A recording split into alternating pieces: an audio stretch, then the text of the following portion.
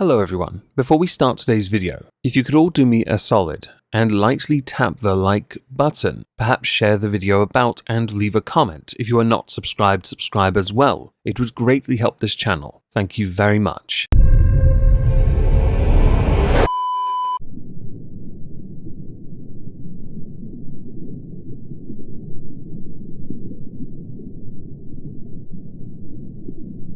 Well, isn't this just fantastic? Captain's log, subdates 221227.9. This classified location is actually where my sub used to reside. I'm not entirely sure I'm comfortable going there. It feels like a trap. I'm gonna get dorky to alter the records to Bork's home inside an active volcano. Welcome everyone to This Week at Twitter, or twat. Today we're going to start with a tweet from No Context Brits. What American TV show do you just not get the appeal of at all? When it was running, for me, it was The Office, the American iteration of the British sitcom. I never understood the British version though. I couldn't get into it. In fact, there are many British comedies I can't understand because I just don't get that style of humour. The Mighty Boosh is a fantastic example. But as it is about American TV shows, I don't want to make it about our form of comedy which is superior, even if I don't get it. Reply from Chris. Any show with a laughing track. If you have to tell me when to laugh, then clearly your show isn't that funny. Agreed. 100% agree. But the reply that got my attention. IT Crowd is my favourite show of all time and it has a laughing track. Probably would be better without, but it is one of the few shows where it doesn't impede on the experience for MW. Now, there are two things worth addressing here. Firstly, if you have the DVD box set of the IT Crowd, you'd know it was filmed in front of a live audience. The only scenes where that is not applicable are location shots. But the rest of it was in front of a live studio audience. Second, what American TV show do you just not get? Apparently for you, the answer is The Question. There is a third. Impede does not have two D's in it. Alright. Learn to spell, learn to read, learn to comprehend, and finally the IT Crowd is god-tier comedy. As we are with No Context Brits, they have another question. What do you dislike most about British culture? Underneath, the fact we made Americans. My favourite reply though, ashamed we're better than you. Apostrophe dipshit. Superiority is a fail if you cannot basic grammar. For me, it's something quite simple. It's remarkably simple in fact. It's that when we conquered the world, we didn't consider a long-term plan to control the world in perpetuity. Apparently, it's because we lacked the conviction, and that's only because we sent them all to Australia. So next, let's talk about YouTube, and I have three separate instances to look at. The first, literally touch grass. Isn't that a dead term now? I'd love to know the context for this, but the reply that again got my attention was, how about you touch this ratio? As you can see, YouTube won. The second, describe your watch history in one word. The replies underneath, dislikes being the more prevalent. And for me to describe my watch history in one word, crime. I watch a lot of crime, whether that be sting operations because I find them amusing, or real crime channels that do true crime content. I can't do that kind of content, it involves skill, I don't have it. So I like to watch it instead, and get jealous that I'm not good enough. The third concerns a YouTuber whose channel was hacked, David DeFranco. Hello, I'm experiencing a serious issue with my account to Team YouTube of over 180,000 subscribers.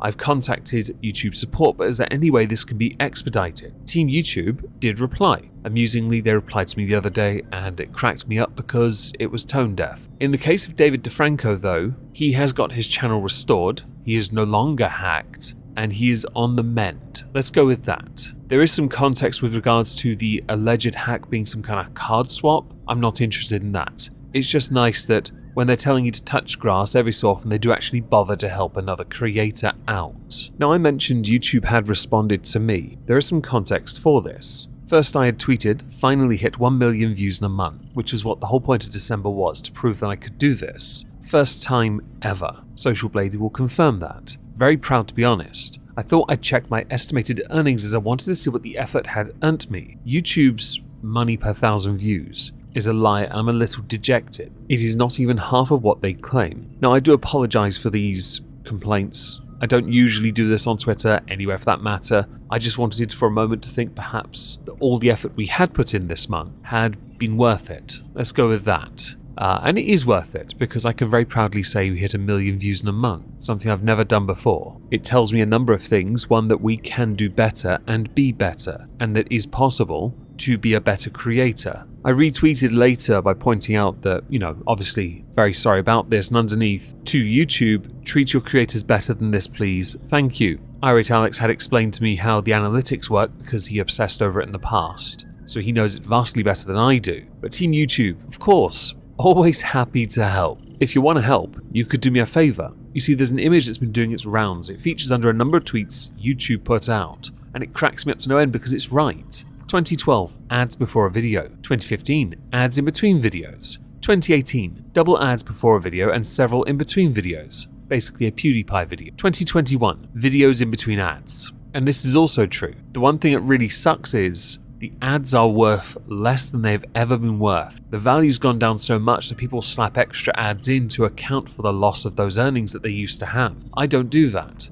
I'm just lucky I get ads to begin with. So I'd hoped with all the videos this month that got monetized, perhaps we would do a bit better than we had. And that's my mistake. I should never have thought that. I should just be very happy at the fact that the videos we made went down well, and were very well received. And again, 1 million views in a month. I wish there was like an award for that. I could hang it on my wall quite proudly. Moving on from that, we're going to go to TGEU. Did you know? This year, Lucas Burrido adapted the amazing Progress Pride flag versions developed by the Jason Domino and Valentino Inter. This design includes both the intersex flag and the red umbrella. The intersex flag was created by Morgan Carpenter of Intersex Human Rights Australia in 2013 and is globally used by the intersex movement today. The red umbrella was first used by Slovenian artist, can't pronounce that, a symbol of sex workers' rights around the world. So that's what that is. Okay. Additionally, in 2020, sex workers' rights and PREP advocate included the red umbrella as a way of including sex workers across the globe. In 2021, Valentino Inter of Intersex Equalities Rights UK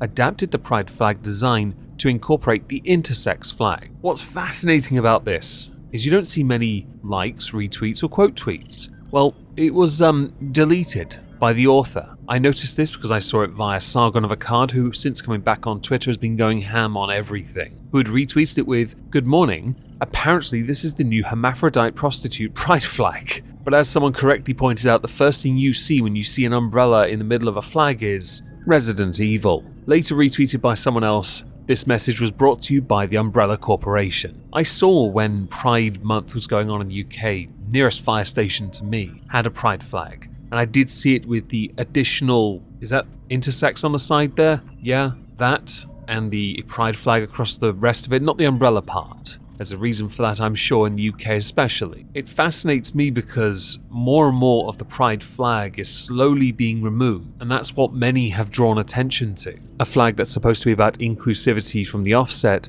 but apparently everyone needs a flag of their own as well. I've never cared about flags that much. And this Resident Evil one does not help. Can we instead replace the umbrella with just a bust, or the bust, of Lady Dimitrescu? Thank you. This video has had quite a bit of audience participation in it, and I think we should finish with that, with 2 more that I have. The first, from Dual Shockers. What is he playing? Underneath the meme, me forcing myself to enjoy a trash game I paid $60 for. I have rarely encountered a game where I have forced myself to play something I did not enjoy. I have played some games that didn't cost me anything, that were buggy beyond reckoning, and I couldn't stand it. But I've never knowingly paid full price or a higher price for a game that sucked. But if you have, do let me know down below. The final one is a video that I saw shared via Faye. What would have happened if you pulled this stunt with your parents at that age?